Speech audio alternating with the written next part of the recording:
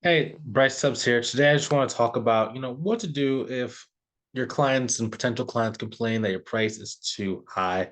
So I'm going to share my screen. I present or prepare this document to kind of make sure my thoughts are in alignment, and just make sure we hit every single point we need to. So I made a post a little while ago about like how accountants and bookkeepers can raise the price ethically, and sign up more clients. And like people were leaving me messages saying, what to do if they complain the price is too high, right? Because it's one thing for you to try and like raise your price, another thing for people to accept the price and to really sign up to get those higher price points, which is something I completely understand. So I wanted to kind of break down both how to prevent people from, even complaining that your price is too high by basically handling it, beforehand, and what to do after you get it, just in case you didn't handle it properly in the beginning. So disclaimer, this is not a silver bullet. It will not work 100% of the time. Anyone who tells you that you have a 100% close rate is either confused, is kind of fudging the data, or is just outright lying. You're never going to have 100% of people sign up with you. It's very, very challenging to do that. Most people never done that in their life. Now, the main thing though is you have to keep in mind it keeps longer for certain people to implement stuff. So like maybe they see a video and they just like, kind of disregard it. Now, the longer that it takes for you to implement this, what's inside of this video, the harder it's going to be for you to actually reach your goal. And the reason is first impressions. Now, the more that someone is going to pay you, the better you need to be at the consultation call. A lot of people think that they can just kind of wing this stuff and they can go, I'll just go in there, unprepared, and like I'll just do my best. And like that's cool when you're getting started and like maybe it's your first client. But if you're trying to really like, leave your job, you're trying to provide for your family, you're trying to make this like a really successful either career, business, side hustle, whatever, you have to approach it correctly because first impressions are super important. Oftentimes, if you just wing it, the clients can feel that you're just winging it, right? You might, maybe be thinking, inside your head that you're really good at talking and that you can convince, you can sell ice to an Eskimo. But people who are like serious business owners, they can tell when someone's unprepared for a meeting. And unfortunately for us, people actually will equate the consultation call to a preview to how your service is. So if you come in there and you wing that call, they think, oh, this person's just someone who wings things. They're probably not going to be that detailed oriented. They're not going to be paying that much attention to detail. It's going to be really a bad experience. They end up not working with you. And it's very hard for you to follow up with these people, so you lose them forever. So the longer that you take to implement the stuff that's inside this video, the harder it's actually going to be to reach your income goal. So if you want to be able to get this stuff to work fast, like watch this video, implement this stuff, watch the other videos on the channel, implement this stuff, utilize it. Let's go make some money. Now, if you want to skip the videos, because there are a lot of videos on this channel, and you just want to go straight ahead to getting a step-by-step formula to do sales, then I encourage you to click the link inside the description below to book a call with me to see if our mentorship program is a good fit. Now, again, the longer you wait, the more potential revenue you lose out on. And the longer you're going to have to work for someone else building their dreams instead of building your own dream. So let's kind of jump into this thing. So the first thing you need to do to prevent objections is to have a world-class Q&A session in the first 5 to 10 minutes of your call. So Q&A just stands for question and answer. So when you first open the call, you have to go and get a background and understanding of like, where is this person at? What are the challenges they're facing? Why do they want to get this thing moving, faster? Why is it important they fix this problem? What did they try to do to fix the problem in the past? What does the ideal situation look like when they have figured this out? Why would they want to do it with you versus with someone else? Or do they actually want to hire someone or want to do it themselves? But we're going to go into those different questions a little bit deeper. Those are just some examples. Now, you should almost be like a doctor, okay? So asking skilled, precise questions 90% of the time and prescribing medicine 10% of the time. And then give you a fat bill for 5 minutes of advice, okay? Most people are doing this opposite. They are talking 90% of the time because they're nervous. And sometimes when someone's nervous, we talk, right? Whenever I'm nervous, I talk a lot. I don't do it as much anymore because it's part of the training that I put myself through and I put other students through inside the mentorship program. But if you're untrained, it generally that's what most people do. They just talk and talk and talk, and like because they don't like the silence. Now, when you open the call, you should ask a mixture of transactional questions and emotion/connection based questions. So You need to know their why. Like, why are they in business? You need to know what their worldview is. Like, how do they see the world? Do they see the world as like abundant, or do they see it as very scarce? Does that mean that they think everyone is out to try and get them, or do they feel like everyone's trying to help them? Do they feel that making money is very easy, so spending money is very easy? Do they feel like making money is hard, so they don't want to spend it? Like, you have to know, how are they kind of feeling? Are they free flowing or laid back? Or are they more cutthroat, serious, and cold? That's going to really determine how you're going to approach them later on the call. We have to ask that in the beginning and just be aware of those different things. Um, do they treat money like monopoly money? Like, there are some people that will get on the phone with you and they do not care about money. They will give you 7 to 12 grand per month with a 5 minute consultation call. Like, they do not care about money. It's no longer real to them because they are making so much money. Are they frivolous? Are they extremely tight, or are they frugal? Do they believe in reinvesting in the business to make it grow? Okay, all these are extremely important. Now, there are 7 main key beliefs you need to uncover to make sure you can sign the person up, and I'll go over those like in a future video. I think I actually did make a training that was called the 7 beliefs. And again, there are only 7 real reasons why someone won't sign up with you. And if you can uncover them early in your conversation, you have an extremely high likelihood of changing their beliefs around those 7 areas. Okay. So once they're uncovered and you understand like who you're speaking to, now it's really easy to like go and really attack the transactional aspect of the business. So if you want that 7 belief sheet and the 7 beliefs training, go ahead and comment 7 beliefs wherever you're watching this. If you're watching on YouTube, comment below. If you're watching on Facebook, comment there. If you're watching on LinkedIn, comment there. Okay. Now, I'm going to assume that you've already asked those questions, or you've watched one of our other videos that talks about the sales questions you're supposed to ask in very specific details. So now I'm going to skip down to how you do the presentation, because I want to stay focused on the main question, which is how to deal with price objections. Now, before you state your price, you need to do 2 things. Okay. So this is after you've done your presentation, you're getting to your price, and now you're basically saying your price is this. Okay. The first is a temperature check. The second is a trial close. So a temperature check is when you ask the person if they have any questions after you explain a major pillar/milestone of your service. You have to ask if they understood what you just said. Now, one mistake most people make is waiting until the end of the call with a potential client to ask questions. Okay. You cannot do that. Do not just go through your presentation and be like, do you have any questions? And they have like a million questions. You want to do it sequentially. So after you maybe talk about how you're going to get their books or cleaned up first, okay? Do you have any questions about this cleanup process? Now they're going to tell you this. Second part is like maintaining the books, okay? So that's a maintenance. Do you have any question how we're going to do that? Third step is training, or third step is educating your team on how to do it. Okay, do you have any questions on that? Get those questions answered inside of those different pillars rather than at the end, okay? Because you do not want to get bombarded with a million questions, okay? Because then you just start getting confused. You start giving away random answers. The prospects start getting confused. They end up needing to think about it, and they don't buy from you, okay? You have to make sure it's a very controlled environment where you're answering questions at the time frame that you want to answer questions, so there's no lingering questions at the end, okay? Another reason why we do this, right, is because if you do pillar number 1, right? For example, let's say that pillar number 1 is to do like a diagnostic, right? Where it's going to go look at their books, look at everything they have, and just make a review of it, right?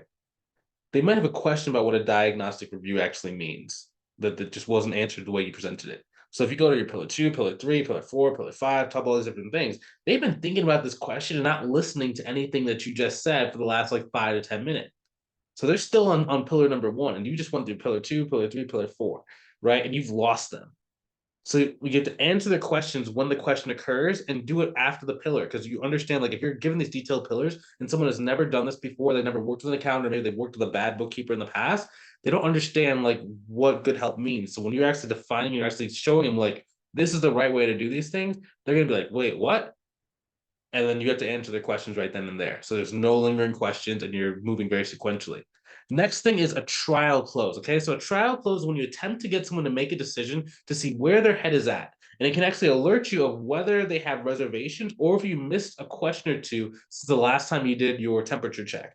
Okay, it can also alert you of uncertainty. So the biggest thing that you're actually really struggling and facing on a lot of consultation calls is uncertainty. It's not that they need to think about it, it's that they don't really know that working with you is going to be the answer to their problem, or else they would automatically do it. They just thought, okay, that you're the answer to my problem. I can afford it. I have the money in the bank. I don't have anyone else doing this, or the person I have doing, I'm really looking to like replace. There's no reason why they wouldn't get started with you, right? But If they're uncertain that working with you is better than what they're currently doing or another alternative, then they're going to think about it and then just disappear, right? So a good trial close is basically like, when are you thinking about getting started? How are you feeling?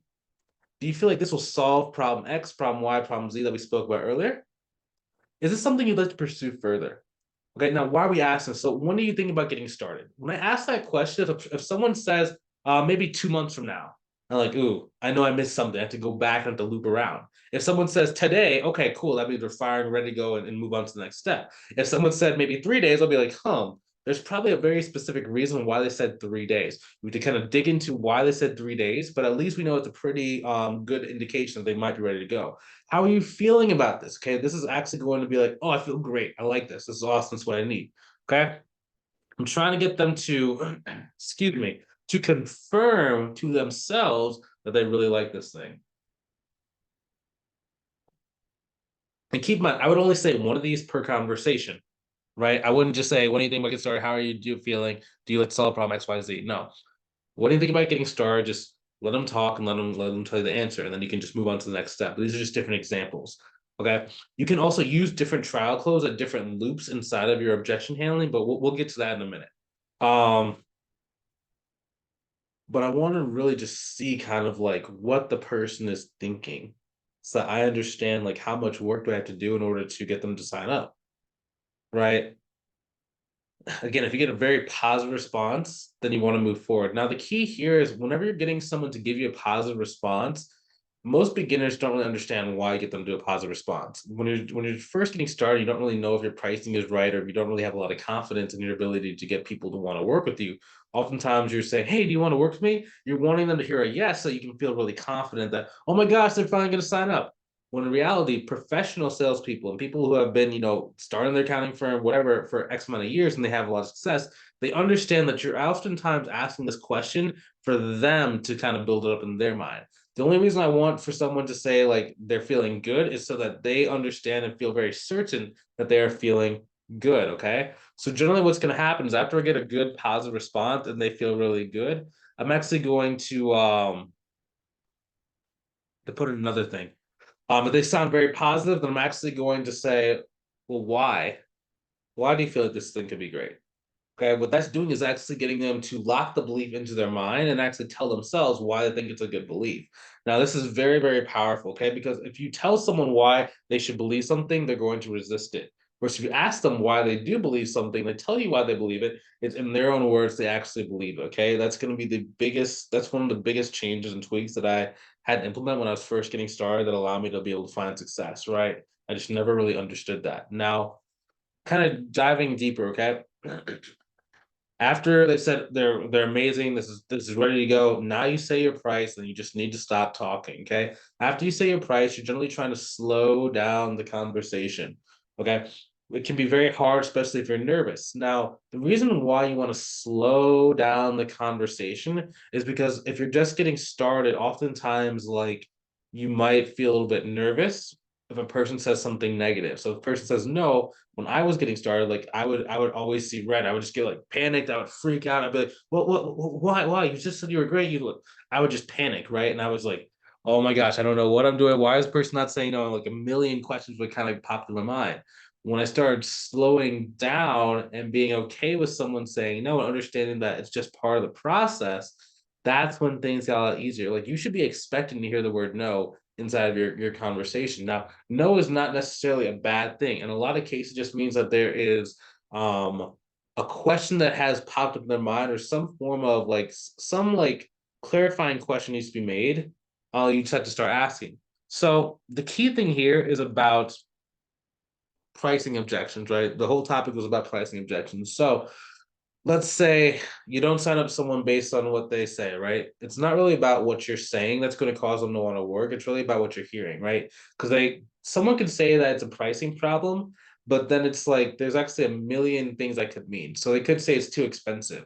What they could mean is it's too expensive at this current moment in time because they just bought $100,000 machine.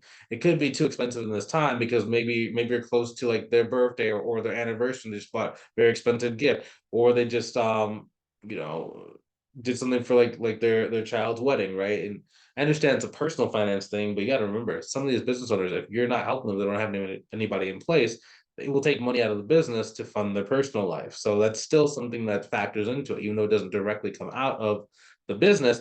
It's still affecting their money and their perception of money that's going to cause them to say the price is too high. They might say the price is too high compared to someone else. They might say the price is too high in comparison to the value they think they're getting, meaning that they don't really see how paying you $1,000 per month is going to get you at least 10 times the value. They might say the price is too high, but really what they mean is they need to think about it, because now they have to go see, like, say, to go talk to 5 or 6 other people, right? So that's why it's like, it's not really about what you say, it's about really what you hear and getting to the root cause of what they mean when they say the price is too high. Okay.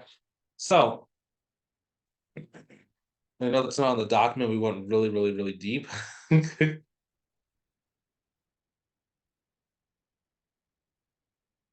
Okay. This is also why it's so important for you to actually go and do those 7 beliefs in the beginning of the call. Because the more of those 7 beliefs you can kind of understand and find out, the more that you're going to know what they're going to say. So, for example, let's say in one of the beliefs is like their partner slash spouse, right? Whoever's helping them make decisions in the business. Let's say they're like a business partner. If they tell you that early in the call that they have a business partner, and you say, okay, well, how do you guys generally make decisions? Do you make the decision, pay for everything, and then you go back and just celebrate together? Do you guys both be involved inside the decision making process? Do they control the money and you're more the ideas person? Are you the money person, the ideas person? Who's the person?